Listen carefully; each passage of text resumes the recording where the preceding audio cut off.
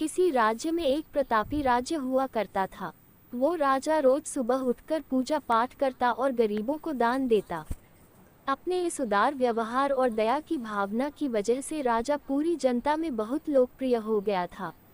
रोज सुबह दरबार खुलते ही राजा के यहाँ गरीब और भिखारियों की लंबी लाइन लग जाती थी। राजा हर इंसान को संतुष्ट करके भेजते थे। किशन और गोपाल नाम के दो गरीब भिखारी रोज राजा के यहाँ दान लेने आते। किशन और गोपाल। राजा जब किशन को दान देता तो किशन राजा की बहुत वाहवाही करता और राजा को दुआएं देता।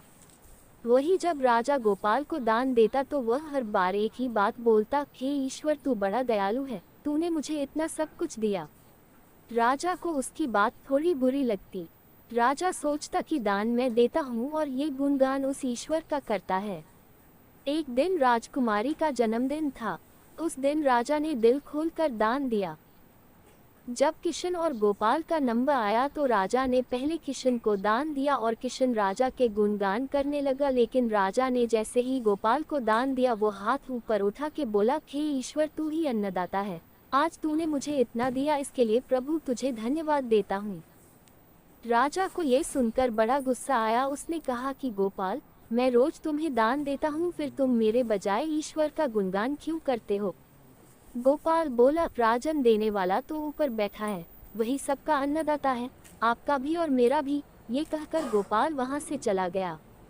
अब राजा ने गोपाल को सबक सिखाने की सोची।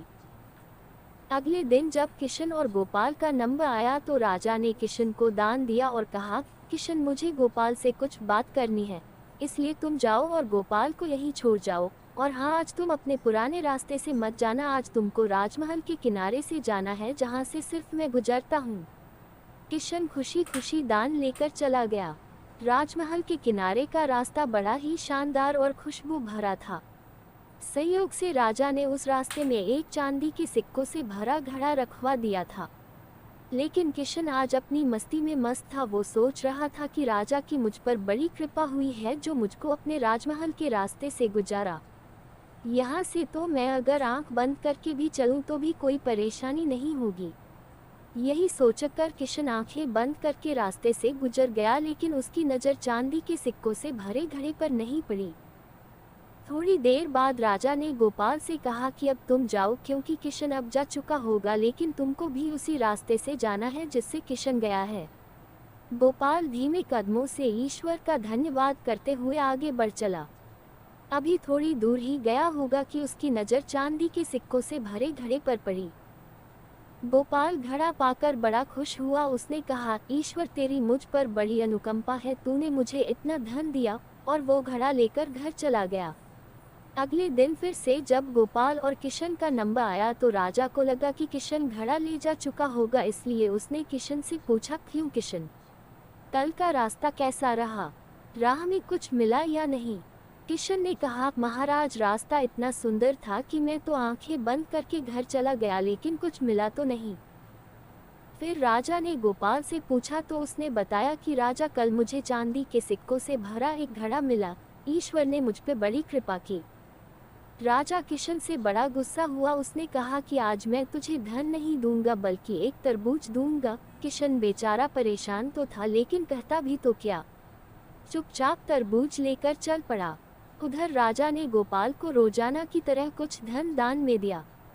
किशन ने सोचा कि इस तरबूज का मैं क्या करूंगा, और यही सोचकर वो अपना तरबूज एक फल वाले को बेच गया। अब जब गोपाल रास्ते से गुजारा उसने सोचा कि घर कुछ खाने को तो है नहीं, क्यों ना बच्चों के लिए एक तरबूज ले लिया जाए। तो गोपाल फल बेचने वाले से वही तरबूज खरीद लाया जिसे किशन बेच गया था। अब जैसे ही घर आकर गोपाल ने उस तरबूज को काटा तो देखा उसके अंदर सोने के सिक्के भरे हुए थे। गोपाल ये देखकर बड़ा प्रसन्न हुआ और ईश्वर का धन्यवाद देते हुए बोला, हे ईश्वर, आज तूने मेरी गरीबी दूर कर दी, तू बड़ा दयालु है, सबका अन्नदाता है। अगले दिन जब राजा दान दे रहा था तो उसने देखा कि केवल अकेला किशन ही आया है, गोपाल नहीं आया। उसने किशन से पूछा तो किशन ने बताया कि कल भगवान की कृपा से गोपाल को एक तरबूज मिला जिसके अंदर सोने के सिक्के भरे हुए थे। वह गोपाल तो अब संपन्न इंसान हो चुका है। किशन की बात सुनकर राजा ने भी अपने हाथ आसमान की ओर उठाए और बोला, हे ईश्वर, वाकई तू ही अन्नदाता है। मैं तो मात्र एक जरिया हूँ, तू ही सबका पालनहार है। राजा को अब सारी